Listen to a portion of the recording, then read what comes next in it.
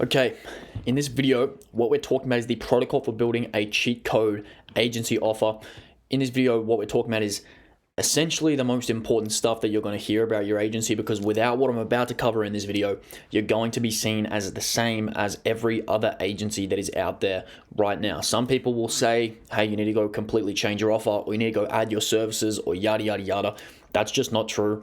What I'm going to cover in this video is going to be how you can stand out and sign a ton of clients without having to do any stupid guarantees, start selling any crazy AI offers, or really doing much different at all. Before I learned this, I was pretty much the same as everyone else. I was very caught up in how you were different. A lot of my clients would come to me asking, how am I different? And had to basically rely on sales skills and had to rely on all this weird stuff that you see people talking about in order to get clients. But after I learned what I'm about to cover in this video, neither me or any of my clients rely on sales skills or rely on any sort of these sleazy mechanisms that you see to grow our businesses either. And the truth is that it kind of really just does come down to the offer, but more specifically the type of offer that you make, which I'm going to be covering in this video a little bit later. So what we're going to cover is, number one, how to get the upper hand in competitive markets. For example, selling agency services to e-commerce brands, or selling to B2B SaaS that's really competitive. Number two is the type of offers that actually convert cold prospects into clients. So not just getting leads, not just getting sales calls. That's kind of a vanity metric. This is about turning cold prospects into clients. And then number three is, like I said, how to turn a freezing cold lead into one of your best clients in 14, 21, 28 days. That's kind of the time frame we're here talking about. In terms of why it's important, we implemented this for one of our clients after a bad month in November. Now they roughly close 7 to 10 clients per month. The stats are on the screen there. Abdul also uses this to sign 6 to 7 clients a month as well, which I have a video about on my channel. Matt used this similar framework to scale to 900K per month, and Matt has videos about that on his channel as well. And Brian used this to scale to 20K a month. Not too long. I didn't think it took him that long. Brandon also used this to scale from 670K a month, and he's scaling all the way up to 1 mil a month. That's on our Trustpilot. You can go and check that out. So basically the whole point of that is that if you are scaling an offer from 100 to 500K a month, if you're launching a new offer, or you're just trying to break a plateau, this is really important stuff. We've applied this to marketing agencies, content agencies, paid ads agencies, landing page agencies, video agencies, venture-backed startups, sales agencies, coaches, consultants. This can basically be applied to any industry if you do some critical thinking. So I see a lot of people that say, oh no, this is never going to work for me.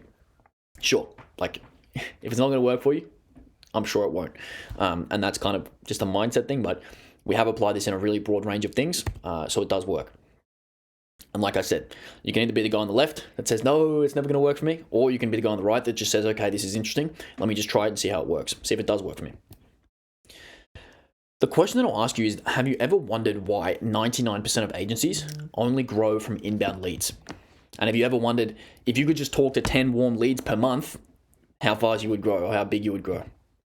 Or have you ever gotten on the phone with a prospect and thought, wow, that was a bad lead, when in reality, they were just freezing cold and they didn't know who you were? What that really highlights is the 4 agency killers. The top 4 problems that every single agency will face is, number 1, that no one knows who you are. Number 2 is that you don't generate enough leads. Number 3 is that all your clients come from referrals and you can't get any clients from cold traffic. And number 4 is that 99% of leads can't afford to work with you or are not a good fit. And the little graphic here basically shows that. The reason these killers exist is because when you try and get leads, a lot of the times you fail because you have a non-existent funnel.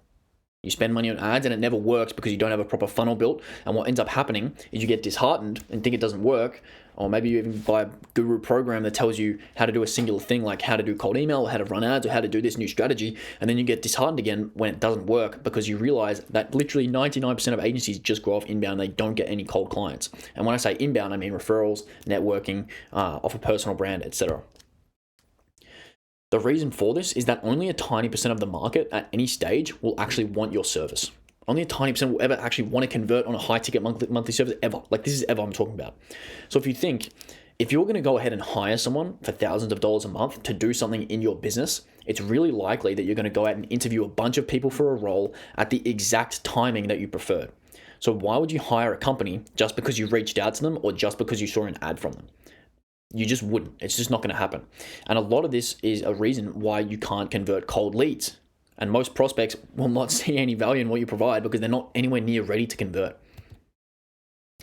So if you think about the average agency funnel, which shows something like this, where you just have SEO to a recurring service, cold email to a recurring service, absolutely nothing to a recurring service, or just content to a recurring service, you can imagine why you can't get clients. Like it's pretty clear that if you have this, you're not going to be able to get clients. So then you break it down, there's probably two reasons they're not going to buy. Number one is going to be timing. Number two is going to be value. So when it comes to the timing, if the timing is absolutely perfect, meaning someone needs a solution right now, they might actually be willing to take an offer that is less valuable just because they need it so bad. So for example, if you were in the desert, you would probably buy a bottle of water for $100 if you had the money, even if the water wasn't necessarily, it doesn't need to be Voss water. You'd buy basically any tap water for $100 just because of the time. So you can see here that timing has a really strong impact on demand, and demand is going to be the thing that determines your sales velocity, aka how many sales you make, as well as what prices you can charge. And the only way to manipulate that demand is value, which is reason number two why they won't buy. So the flip side is that if they don't need the thing, aka it's bad timing, the only reason someone would ever buy something is an insane bargain. So for example, I don't need a new iPhone right now, but if Apple came out with a great offer, such as AirPods, get AirPods free when you buy an iPhone 27, I might be much more inclined to buy it, even if I didn't necessarily need a phone. And therefore, if it is not the right time for someone to buy, you need outsized value in order to get them into your ecosystem and get the best return on your marketing. And the thing I can sort of say to explain that is that if you've ever noticed how easy it is to close referrals and inbound deals, it's because the prospect is warm. So they know it's the right timing because they've reached out to you or they've been suggested to you, etc. And number two is that they trust you because they've either consumed your content or they've been recommended by someone in their network. And it's 10x easier than if they're cold when it's bad timing and they don't trust you. So these are two things we need to optimize for. You might be thinking, why can't I just sell to people when it's the right time for them to buy? You can and should only sell to people that are ready to buy. But the problem is that when that day comes, they probably still don't know who you are. And if you get famous or you have a massive distribution network already, you're probably fine and you can get clients that way. But unfortunately for most people, it's just not the case and they're still struggling to get clients anyway. And there's also not enough people that are ready to buy. So it's a very small number of people, like I said before, that you kind of need to get a bit more traction in order to attract those people when it does eventually become time to buy. The kicker here is that waiting for referrals and inbound leads is not really an effective marketing method. As great as it is to get to referrals, relying on them to grow your business is kind of just leaving your future in the hands of other people. And then when the well of referrals dries up, what do? When the algorithm on Twitter changes and your lead flow falls off a cliff, what do? You need a bit more of a comprehensive strategy in order to consistently grow your business. So kind of taking a different angle here, the reason why cold prospects are different to those warm inbound deals are these four things. So number one is that they're not really looking to buy stuff most of the time. Number two is that they don't trust you, they don't know you, and they don't like you, which is 3 and 4. So there are only two ways to solve these problems. Number one is to give them a big guarantee that puts a lot of pressure on you and then persuade them that it will be true. So you can say, hey, I'm going to make you 10K in the next 2 days. And I guarantee that you won't pay. And I'll give you a contract and, I'll swear on my life that I'll give it to you or whatever. Number two is to warm up the cold lead until the perceived value of your service is so high that your monthly retainer is justified and they can see how they would get a result off you. We're going to break down both of these strategies a bit later, but basically, option one is what most people do. So they use a massive guarantee that puts you at massive risk of FTC violations or just being a spammer in general. They're going to send 1 million cold email follow-ups hoping to convert someone on a really high commitment offer. You're going to bait and switch people. E.g., you're going to tell them, hey, I'll give you this great offer. But then when they get on a call, you're going to say, oh, well, you actually don't qualify for that. There's 1 million stipulations. It actually doesn't work that way. It works this way. And it's a little bit disingenuous. Doesn't feel the best. Or you can rely on getting really, really good at persuading people from freezing cold to totally sold. And then you can try and close people that don't really need to be closed because obviously 9 times out of 10, people know what they need. But you kind of just have to try and close them anyway because when you have this type of funnel where you're using a big guarantee, you need the clients. And what that ends up leading to is you have problems with fulfillment because the person didn't really need it. So that's number one. Or option two, which is what I personally prefer, is focusing on creating more warm leads so you can easily build trust at scale because it's less hard than option one. In this scenario, you get more people to know, like, and trust you and your company by creating valuable content that sells them on your services at the same time. You drive traffic to that content via cold outbound advertising and partnerships. and because building a brand can take too long, so you need to drive traffic there. You use multiple offers to build deep trust, and you start with a lower commitment, then use a bigger commitment later. I'll talk about why we need to do that in a sec. And we build a full sales funnel that nurtures leads from cold to sold without you having to do anything. And we close deals easily and without confrontation. And we don't waste time selling on sales calls. You basically become an order taker. And what that entails is a funnel that looks something like this. So in terms of how to create warm leads, which is what we do, I don't particularly like making massive guarantees and trying to close people that are really just kind of looking to commoditize me, etc. I don't think that's a good idea. So let's talk about how to do that. I'm sure you've heard of this guy before, Alex Hormozi. He's got some good books. Specifically, the first one is what I'm talking about here, $100 million offers. And I'll explain how this is relevant. So if you have the dream outcome, let's say the dream outcome is a 10. It's a unit of 10. And the perceived likelihood of achievement of that outcome is 10, while the time, delay, and the sacrifice are 1 each. So you can see here, dream outcome's 10, perceived likelihood of achievement is 10, time delay 1, effort and sacrifice 1. The value here is 100 units of value. Now let's imagine the prospect does not trust you or know you. So in this instance, the dream outcome is 10. You might have the exact same claim. You might have the exact same time delay, the exact same effort and sacrifice, but the perceived likelihood of achievement will be 0. So 10 times 0 on that top bar is going to be 0, and the value is going to go from 100 units just before all the way down to 0 just because they don't believe you. And what happens if they don't like you? All of a sudden the effort and sacrifice goes up because they hate you. They don't believe it's going to work either. So the value's, it's just going further and further down. And the brutal reality here is that trust is at an all-time low. So most people would have been burned by an agency in some way or another. And you want to think about it as if you've been heartbroken. The next relationship after you get heartbroken is never the same. You're really slow to trust. So in that first partnership, you might be 100% vulnerable with the partner. You might say, hey, I love you so much, yada, yada, yada. You might get them flowers all the time. And then after that, after you get heartbroken, all of a sudden you might be slower to trust. You might be less vulnerable. You might have some commitment issues. You might have some trust issues, etc., etc. That is how consumers and businesses feel in 2024. And what you see here is when they don't believe you, your offer holds no value at all. It doesn't matter what it is because they don't believe you. So if someone doesn't know you, they don't trust you, they can never believe that you're going to deliver on the claim. So they're not, the value of the offer is just 0. It doesn't matter what else you do. You could say, I'm going to make you $1 bajillion in the next 30 seconds. It doesn't matter. They're not going to believe you. So it's really, really important that you focus on the perceived likelihood of achievement. And what it usually looks like is trying to sell your service to a cold lead very directly.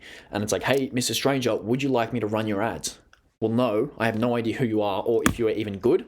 And even if you have a track record, I'm really skeptical of agencies because I've been burned before. If you talk to massive e-com brands or if you talk to big businesses, they're going to say, oh, well, we've worked with a few agencies and then none of them were any good. So even if they had this massive track record, even still, they've been burnt. So it's really, really hard. And then on the flip side, if you think about it, for someone who you've built trust with, their services and products have a much higher value because you believe that they can do what they say they will do.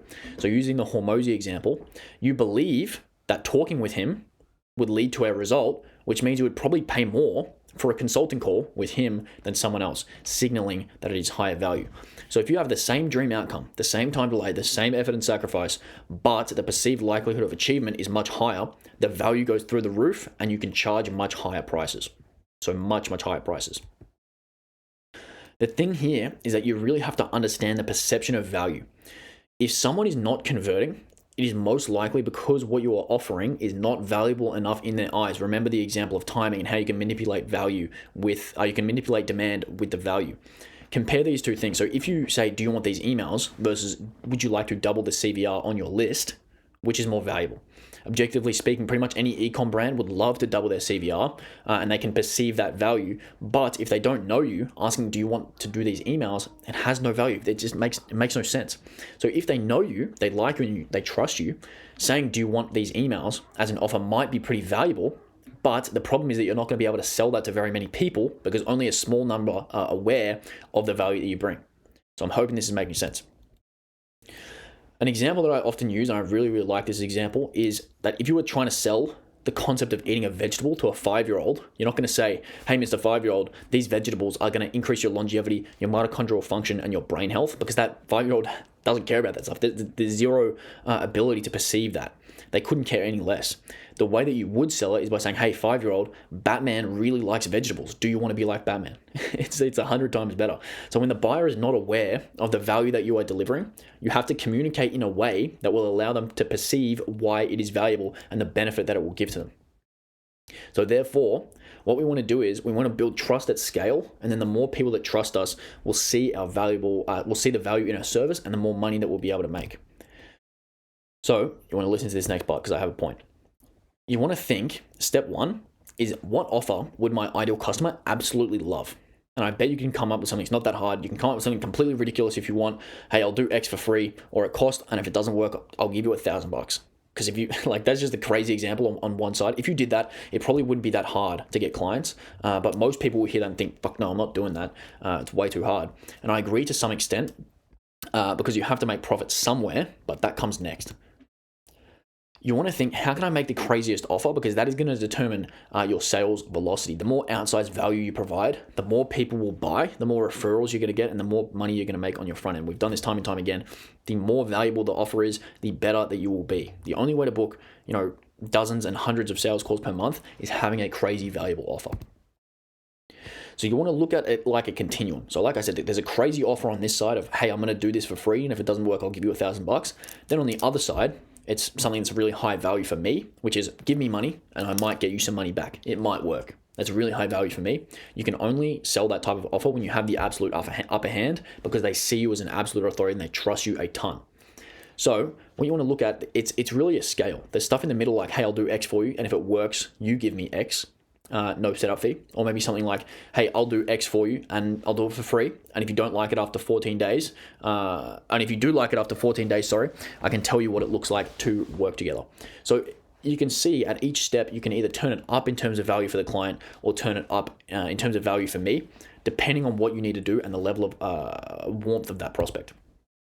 It also depends on the market as well. So when leads trust you deeply and they believe your claims, you can make an offer that is more higher value for you. So for example, I'll consult you for 1 hour and you will give me $10,000. You can do that if you have an absolute monopoly, if you have a massive moat, if you have an audience, if you have an extensive track record, you can do that sort of thing. Something that's high value for you because you've built up the perceived likelihood of achievement, and you can deliver most likely on those claims, and you can convince someone that you will deliver pretty easily if they trust you. If they don't believe your claims because the market's really competitive, that's a little bit different. But what I want to sort of communicate here is that you have to slide up and down this scale depending on where you're at. On the opposite end of the scale, where you have to make an offer that is really high value for the client, if you're a beginner with no track record and you have zero trust, you absolutely need to do that. That means you have to give an offer that is extremely valuable for the client and not very valuable for you. And it's the exact same if you're in a really, really competitive market. Even if you have a bit of proof, you have a case study, you have a big track record. If you're in a really competitive market and no one wants to buy your stuff, you have to go there. For example, when Matt, my business partner, was starting his landing page agency, he would say something like, hey, I'll build your landing page for $200, but if it beats your conversions by X%, you have to give me an extra $2,000. What that means is he had to absorb majority of the risk in order to make it more valuable. Does that make sense? This is the absolute reason why Peter Thiel, I believe, said there's no profit when there's competition. So when it's a red ocean and it's really competitive, you have to do things like this in order to get results, because otherwise you just can't appeal to people. It's just not valuable because they see 50 other people doing it. And like I said before, this isn't a yes or no. This is a spectrum. And what I mean by this is that in any instance where the client would need more than you would need for them, where the client would need you more than you would need them. So for example, if you were going to pay someone like Hormozi or Gary Vee, they would have all the cards and you would probably give them money without even really knowing what you were getting, because they are in short supply and high demand. That is because they have a moat, and that is because they have built a lot of trust in their brand. That's because they have a lot of demand, because they've built up that demand over time, but they have low supply still. So when you think about how to build trust 101, step 1, make a promise. Step 2, fulfill on that promise.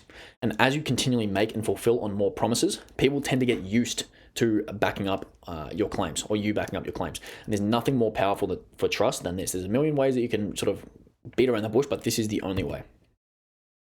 The question becomes, should you make a big or a small promise first? It depends.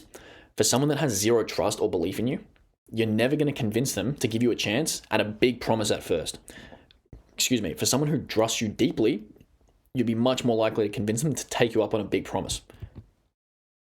So if you think about it, what's the goal? The goal is to build trust with as many people as we possibly can so we can sell them stuff. What that requires is maximum adoption or engagement. So we want a lot of people to trust us. We want to create a very valuable base of customers who know, like, and trust us. And what I mean by that is we're focused on the value of those customers. So it doesn't really matter that much if people outside our ICP or people that aren't our ideal customers trust us a lot and want to buy our stuff because they can't pay us. They're not our customers. We want to build that base in our niche. Then step 3 is we want to sell them stuff that's so good that they love you so much that they keep buying. The solution to doing that is building a very complete marketing funnel. And what I mean by that is step 1, creating insane value and low friction offers on the front end. Step 2, high quality products fulfilling on the promise that you made. Step 3, using that initial product to turn a prospect into an ideal client. I'll talk about that in a sec. That's kind of a complex topic. Step 4 is making money at the same time so you can do that at scale and get that mass adoption that I was talking about. And then number 5 is making more money on the back end, which is where you really get wealthy. The key here is that you need to follow each step really, really carefully, or the whole thing is not going to work. So it's really important that you listen carefully here. A key belief that you need to hold is that every single thing you do is an offer. So if you have content, that's an offer. If you have a community, offer. Newsletters are offers. Webinars are offers. Lead magnets are offers. Front-end offers are offers, quite literally. And monthly recurring services are offers. One-time services are offers. Everything that you put out into the market is an offer. So for example, if I'm giving you content, I'm saying, I'm going to give you this content. You are going to give me 30 minutes of attention. Makes sense? That's how it works. Everything is an offer, and you need a lot of these. And when you ask me why, it's to create a high number of people who know and trust you. A lot of this is about creating demand for you and your company. It's going to get you flow, as in interest, so you can learn from the customers, you can figure out what works, you can figure out their problems, and you can sell them more stuff. This is also going to allow you to monetize low quality leads. It's also going to increase the awareness of your market. So for example, if your market doesn't even know that XYZ strategy works, for example, if you're doing something like YouTube SEO, it's not exactly something that people know all about. So you're going to have to use these offers to increase their awareness. Then number 5 is you're going to grow your brand and your network, which is kind of like obviously a tertiary benefit. In terms of which offers you need to pick and which ones you need to do first or which ones you need to do in general, you need many. And the reason you need so many is because different lead magnets, sales assets, products, and offers will resonate with different market segments. So if you're trying to grow really big, really fast, you want to sell to an entire market, and you're going to need a full suite of these. So for example, if you're going to look at 100 of your ideal prospects, they're going to have different problems, each of them. So maybe 20% of them can't get leads, 20% of them can't monetize leads, 10% of them can't fulfill client work, 20% can't focus, and another 20% can't convert cold traffic. So we need to make a lot of content that spans across our entire ideal market and a lot of offers in order to capture the maximum amount. What you need to know is that not all prospects are going to be ideal either. So about 80% of any market are going to be, pretty broke, that are never going to buy anything above $100 from us. They can never afford it. They're not mentally ready. They don't have a need. And without monetizing them through these lower tier offers, this entire portion of the market, which is literally 80%, is completely wasted. It's like they didn't exist at all. But like I said, you don't necessarily have to sell them stuff. There are different ways of going about that, but I'll talk about that in a sec. Then you might have 17% being beginners. Beginners meaning not necessarily that they're noobs or they're complete beginners, but just that they're not ready for our service. They can't afford it. Within that 17%, that's basically the equivalent to the 80% in terms of dollar value that you can make from them. So if you're not selling to these people, you're not getting value from these people, you're losing on a lot of the revenue. Then there's about 3% of the market that's actually qualified, and these are the people that we sell to that we're probably most aware of dealing with, because that's what most agencies do. They pretty much only have a recurring service. So here's the breakdown. But like I said, just because they aren't your most ideal customers doesn't mean they can't help you. And even if you're not selling to them, there are ways that they can. So they can buy your affiliate products. They can buy low ticket offers. They can give you referrals. You can ask them to give you reviews. So that's what Hormozy does. He asks you for referrals, asks you for reviews, asks you to share the thing. They can also promote you in other people's comment sections. They can say nice things about you when your name comes up in conversation if they've gotten value from you, and they're going to give you YouTube revenue. So that's why you want to be on YouTube. All these things come through. The key here is fundamental belief. When you create value in the market, good things happen. Whether that happens today or tomorrow, putting out good things into the market, I have a very strong belief that when you put good things into the market, good things will come back. Really important to know that. So here's how it works. Step 1 is high value and low risk. So here you want to give your ideal customer something that's really valuable. That's also very low risk to them.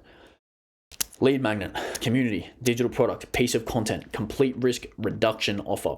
And when I say risk reduction offer, it's something that might say, hey, I'll give you a trial, or hey, I'll give you this and you don't have to put anything up. It's really low friction, really low risk, really high value. The key is that you're not looking to make money here. It's just that you need to make a promise to deliver to the customer and then fulfill on that promise to build trust. The caveat is that the promise has to be attractive enough to get a large number of people to engage. For example, I have a client that absolutely crushed it, booked over 100 calls 1 month this year. And basically the way we did that was because he's got a great track record, and we said, hey, we'll give you a 30-day trial. 30-day trial of agency services. I've got a massive track record, so it's really valuable, and I'll give you 30 days for free. It's like, oh, wow, that makes sense. Really low risk, really high value. An example of that is $100 million offers, 99-cent book. Another example of that is the school games. Another example of that is the Dollar Shave Club, $1 trial. So you're going to get these razors for $1. Pretty valuable. Another example of that is Amazon next day shipping. And another example of that is Bunnings Warehouse. It's not example 3. Must be a typo in there. But Bunnings Warehouse have an offer. We won't just match the best offer in the market. We'll beat the best offer that you can find by 10%. So that's like the ultimate offer. No matter what you can find, we'll beat it. We'll beat anything. The outcomes that occur from this is that, number 1, your competitors try and copy you. Number 2, you create a ton of market value and some people don't pay you, but now they love you and they recommend your stuff. And number 3 is that you sign clients. Not bad. Your competitor's always going to try and copy you. The key thing here, though, is that no matter what you do, it needs to be insanely valuable. Because if it isn't valuable enough, no matter what, nobody's going to engage with you and it's not going to work. You're also not going to be able to sell them on your next offer, which is where you're going to actually make money. And using this analogy here, the cheese is the bait, which is about the idea behind your product or your service or your lead magnet. So, hey, here's how sexy the thing is. Then the strength of the actual trap is whether or not the mouse is going to stay in it or not. So, for example, with Alex Hormozi's $100 million offers, you might read it a few times or continue watching his content because it's so good. This is the exact same thing with any lead magnet that you make with any product or service you have. If you deliver a one-time service, for example, the 30-day trial of ads that we delivered, if those ads sucked and you didn't get results, you're never going to keep the client. You're screwed. So even if the idea is really sexy, they're just going to go and steal that cheese and then piss off and never talk to you again. However, if the trap is really, really strong, you're going to get this awesome bait. You're going to get a lot of people trying to take that bait, and the trap is so strong that you convert a lot of those people into customers down the track. The second thing is that, like I mentioned earlier, these people do not trust you and they don't like you. So can you imagine go up to a stranger and say, hey, would you like to bet your life savings on this football game? It'd be completely outrageous. But if you said, hey, do you want to bet $5? Do you want to bet the next beer on this? Do you want to bet the next round? You might have a chance. The lower the risk, the more people are going to take you up on the offer, which means the more people you're going to have a chance to convert down the line. Really important you keep it low risk. It also needs to be really low friction. So the less work they have to put in to get the thing, the better. If you give someone something for free, but it costs them 25 hours of work, they have to sign up for 3 softwares, and they need to involve their entire team to execute it, it's nowhere near as valuable if you can solve the problem just for them. You can just immediately fix it yourself. This is especially relevant on outbound prospecting, where it's a bit lower trust with the prospects. For example, and I've tested this, offering a 60-second loom often outperforms offering an extensive breakdown. And offering a 1-pager on cold outbound will often outperform offering a 65-page document. Really interesting. On ads, sometimes it's going to work better to offer a comprehensive 3-hour training or something like that, but that only works because there is more trust with the person who's doing ads, and there's also more time to show proof and explain your track record versus on cold outbound. You're going to have less time to explain things. There's going to be lower trust, like I said. So you're going to need to just give some fast value, which is, I got that from Hormozi's book, really strong. In general, the less friction there is, the more people are going to engage with you, and the more people will actually take you up on what you were trying to get them to do. So if you send them a 50-page book and they never read it, there was no point in doing that. Again, really important. You're not meant to make all your money here. So if you're thinking, how am I making money? Oh, well, I can't just give away 30-day trials. The point here is not to make money. The point here is to get a valuable customer base and get some flow, get some people interested so you can deliver services, so you can build that trust, and so you can upsell them later. In terms of how to make something valuable, like I was just kind of going through before with making it low friction and low risk, you need to think, what outcome am I promising? Is the outcome good enough? Do they actually want the thing? Do they believe they're going to get the thing? How much do they believe? How long does it take to get it? Is it fast enough? Is it too long? Does it take too long? Is it too much of a delay? How hard is it to get it? Do they need to do too much of the work? Can I reduce that? And what you need to do is the same way that I was talking about that sliding scale before. If something's not converting, just increase the value. So make it faster, make it easier for them to get, do more of the work yourself, try and find leverage, give them more proof that they'll get it, and maybe promise a better outcome. Common mistake to avoid here is that nobody cares if you'll run ads for them. It holds no inherent value if they don't know you and then you don't have a track record. So for example, if you're a random homeless guy, no founder or CEO of a company that is worth anything is going to agree to that. You have to give them something that they actually want.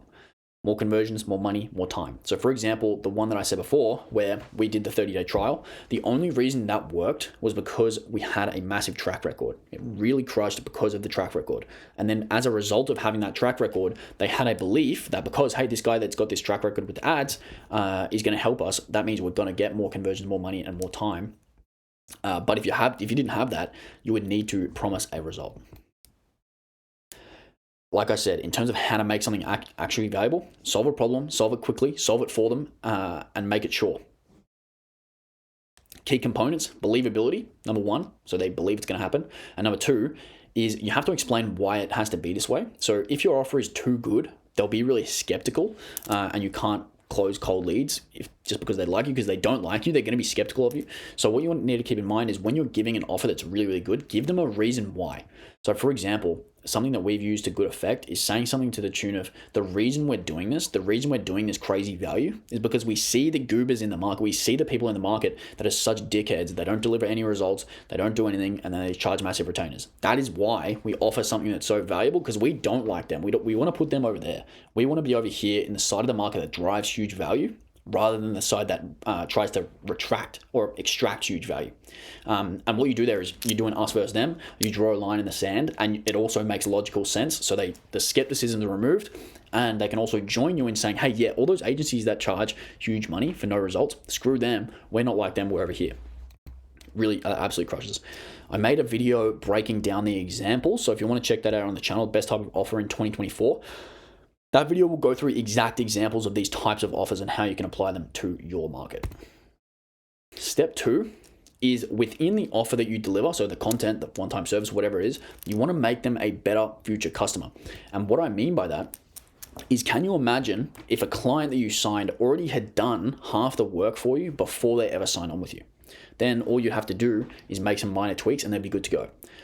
Let's look at those examples I said before. So in $100 million offers, let's say Hormozi signs a portfolio company. If they've read that book, they probably already have a good offer. If Amazon have a customer that they got on free shipping, now every customer they get can one-click checkout. So they're a better customer. The Dollar Shave Club, every customer already gets stuff from them every month. They already have their address. They already have their information. That's a better customer. Now that they've gone through that initial offer, now they're a really great customer for us. Then if you look at school, when they become an actual customer after that 30-day trial, they might already have a community. They might already make money from their community. So they're using the offer to actually push that sales process forward and give them the beliefs and give them the awareness that they need in order to buy later. Really, really important, really high level stuff here. And what this is going to do, this is going to help you deal with the 99% of prospects who are not a fit. So remember, if 99% of prospects in your market are not a good fit for your service, you're going to have to actually find a way to manipulate that. If you are smart, you can use a lower tier offer as a mechanism to introduce more people into your market to the set of beliefs that would lead to them buying your service. So for example, if you do YouTube, for someone to allocate time and resources towards a YouTube channel, they're not just going to have to be like, oh yeah, everyone tells me to go on YouTube. That is not going to lead to them spending money, thousands of dollars. They need to completely and utterly believe and actually feel it in their bones that they have to spend money and time on YouTube. And sometimes the only way to do that is by helping them experience it, so that you can use these lower tier offers to get them interested, push that sales process forward, and then upsell them later. So when it comes to creating those ideal customers for an e-com brand, for example, to buy an email marketing service, a few things would have to be true. They'd have to think that you're going to do it better than an employee. They're going to have to be able to afford it, so maybe $30K a month or more. They're going to have time to work with you. They're going to have to believe your agency is better than others. They're going to have email set up already, most likely. They're going to have to believe that this is an actual problem that needs to be solved. They're going to have to be okay with letting you do your thing and that you understand their brand voice. And they're going to have the margins as well. then they have to believe that you would do it better than them, that you would do it better than other agencies, and that you understand their brand as well. And we can use a suite of products and funnels to instill these beliefs and set this stuff in place. In terms of why you want to use products and offers to do this and not just content, convincing someone of all of these things on a sales call can be very hard, and it can take a lot of time, and it's also going to require pretty good sales skills. And more people will be willing to engage with a sales asset or a low ticket product than a recurring service, meaning you're going to get more leads just by offering something that's lower friction that you can then turn into customers over time. Then you can actually make money by selling them something low commitment, which will allow you to scale your ads, scale your outbound without having to recoup massive amounts of ad spend, give crazy guarantees, etc., etc. Then you're also going to be able to get more touch points with the customer. So for example, if you deliver a one-time service, you will have them as a client, and it's going to make them easier to upsell later compared to if you just give them a PDF, you don't talk to them as much, there's not as much value being driven, and the frame is a little bit different as well. Then also sometimes content is just noise. So nothing really hits the same as experiencing results from something. So using the YouTube example, getting a viral video, getting some clients, and getting a huge amount of dopamine from that is going to cause someone to be much more inclined to do it again compared to just, reading something that says, hey, do this. Much different. So step 3 there is you have to make it so good that they come back for seconds. So bonus points if they tell a friend, but you want to make it so good that they come back again. And then, like I said before, it has to be really, really good. So remember, the goal is you want to get the upper hand where you are in demand. So if you deliver a product and it's not good, that's actually going to reduce the demand that they have, not increase it. But if the products and services are good enough, you'll basically not have to sell or market nearly as much. You'll basically get a lot of your traffic from referrals. They're going to share your videos, your lead magnets, your products, your services to other people in the network. So if you go back to the mousetrap analogy, you're going to keep a lot of these mice in your trap over a long period rather than having to keep refilling that bucket. And again, if your offers suck, people hate you for wasting their time. You're going to get negative word of mouth. You're never going to send anybody to your suite of offers, and you're probably going to stub your toe more frequently than otherwise. Step 4 here is making money throughout this process. So you can make some money here. So it's not as if you're just giving away free stuff and you're running a charity. You do want to make money. In terms of the economics here, you can see the cost of delivering these front-end offers as a part of your CAC. Bonus points if you can charge money for that front-end offer, which is where it gets very juicy. But anyway, this is what we want to talk about. So typically you want to shoot for a CAC to LTV of 1 to 3, meaning you want your LTV to be 3 times your CAC to be profitable in the long term. So let's say you charge $5K a month and your average customer stays for 10 months. That means your LTV is going to be 50K. Therefore, your CAC can be up to 16.6K. So if you know that you can spend up to 16K to acquire a customer, you can actually spend money fulfilling a product for them in place of an advertising cost. So instead of spending 16K on ads and a sales rep, I might just be thinking, maybe I can deliver something for 3K. Maybe I'm going to deliver 3K worth of labor, and I know 50% of those people are going to turn into a customer. So my CAC would then be 6K. So I'm going to do this free work. It's going to cost me 3K. I'm going to do it twice, and I'm going to get 1 customer. So my total CAC for that 1 customer is going to be 6K, because like I said, it takes 2 sets of free work at 3K a pop in order to get that customer. The reason this works like crazy is because having something that's such a no-brainer on the front end gets so much marketing efficiency. So your ads are going to work so well, your outreach is going to work so well that you're going to get so many people, and you just need to see this as a cost of acquiring a customer, like I said, because it works so damn well. And like I said, almost impossible for anyone to compete with this because the marketing efficiency is so strong, because you can literally spend thousands of dollars just to get a customer. Just to get a customer to like you, you can spend $1,000. You could give them a 5K Prada bag. You could go and do a lot with 5K, but only once you know your numbers. In the tech industry, a lot of people will go ahead and give away AirPods just to get on a demo because they know that the back end is so strong. So when it comes to creating an economic arbitrage like this, if you want to look at someone like McDonald's, they can only sell fries for so cheap because of their operational efficiency. So they have extreme leverage in their employee training, their brand, their access to cheap resources, their AOV, their LTV. They might be able to lose money on fries and then make it back on Coke.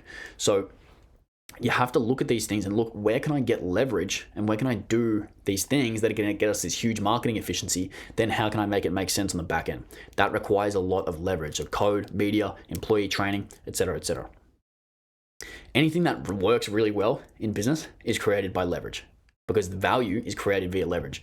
And let me give you an example. So the $100 million offers book, the costs were the time to make. What it earned was a massive audience, goodwill, trust, and portfolio growth. And then we'll break down the leverage. Number one, didn't need to make money from it. It's media leverage because it's content. It can be read 1 million times, but only needed to be made once, and continually pays dividends for no additional work. So that's how value was created there. And also, obviously, skill and probably 10 years of experience condensed into one book. So that's where the leverage comes from. Then the back end monetization of that is now holding equity in some sweet companies. If you look at the Dollar Shave Club, this is a really interesting one. So the cost that they had with the goods sold, they probably didn't make profit on the front end. What they earned though was they earned 12,000 $1 a month subscriptions within 48 hours. So that's how effective this marketing can. Within 48 hours, they earned 12,000 $1 a month subscriptions. They ended up exiting for $1 billion because they had such an elite customer base. It was very valuable because the back end, like you can see here, they buy all shaving products from them forever because they're already on that subscription because it was such a good offer. The marketing efficiency was so high. Hey, I can spend all this money and then I can just sell them stuff on the back end. Then, in terms of the leverage, the brand, they had great ads, they had cheap goods, they already had 250,000 raises that they had to get rid of, so they had capital leverage, they invested money in the raises, and they didn't need to make that money back immediately because it was already a loss. They also raised 75 mil at some stage as well, which I found off Wikipedia. So there's a lot of leverage there. So in order to make this thing work, they had a lot of leverage, a lot of stuff behind them that would support them to make that work. But it's worth it because, like you see, they ended up exiting for over $1 billion, which is not a small sum of money. Then going back to Amazon, costs would be whatever they made from shipping. What it earned them was monopoly, valuable customer base, consumer data, goodwill. And if you think about the leverage, took capital, took a distribution network, it took brand, it took a massive LTV as a part of their leverage. And the back end is now they sell you everything. And it's one of the best distribution networks probably in the world because the offer suite is everything. Then step 5, which I covered a little bit with those examples, but it's time to monetize the back end. So you get rich on the front end, but you need to get wealthy on the back end. That's from Dan Kennedy, one of the best copywriters ever. And the purpose of the previous offers, if we think about it, was we want to use that low commitment offer, get you a lot of customers and make you a small amount of money to somewhat liquidate your CAC if you can. And then you need the suite of offers so that you can build that strong LTV and justify that expense on the front end so you can make 10 to 20x your money or more. Sounds really good in theory, but in reality, it's pretty hard. You need to ascend customers like crazy, and you need a very good top of funnel, and you need to deliver those services at a really high level. The thing that gets in the way when trying to execute this is that it's really hard to build stuff that is so good that it keeps people in the ecosystem. So, for example, with the ad agency that I was working with, it would be really hard if the 30-day free trial of ads did not lead to results. But because it did lead to results and they were so good, that meant that a lot of those customers ended up ascending. I think over 50% ended up taking them up on the longer term offer after the trial, which obviously led to a lot of growth. And that is the reason why not everyone's a gazillionaire, because not everyone can do that. In terms of what it looks like, this is an example from Matt's landing page agency. So you have free content, you have lead magnets, you have a $97 product, you have a $2,500 setup for a landing page, then you might upsell them to a MRR service, which is CRO, and then you have the affiliate management on the back end. What it's going to look like is the most amount of people are going to take up the free content. Obviously, there's very low friction. Then maybe a certain percentage of those will go ahead and take the lead magnet. Then a certain percentage of those will go ahead and take up the digital product. A certain percentage of those will go and take the one-time service. Then a certain percentage of those will go and pick up the MRR service, and it will just be a smaller number each time. So it's really important that we maximize the number of people that we can get with the free content to the lead magnets and maximize each of these conversions. So like the title says here, step 1, maximum adoption, then step 2, maximum conversion. In terms of what it looks like on a non-linear basis, you have something like this, because if you think about the customer journey, in reality, people are just going to go all around here and have basically no trackable sequence, because it's not always that they'll go ahead and start with free content or start with lead magnets or start with products or start with the setup. Sometimes they'll come in closer to the setup. Sometimes they'll come in all the way down here, and et cetera, et cetera. Customer journeys are really weird in 2024, so you have to keep that in mind. In terms of the reason why you need all those supporting assets from that funnel, for example, email list, CRM, a bunch of lead magnets, digital products, and all your other offers, it's really important because, like in this example here of the spider, all these caterpillars that they're trying to catch, aka clients, they're all around the world. They're traveling around everywhere.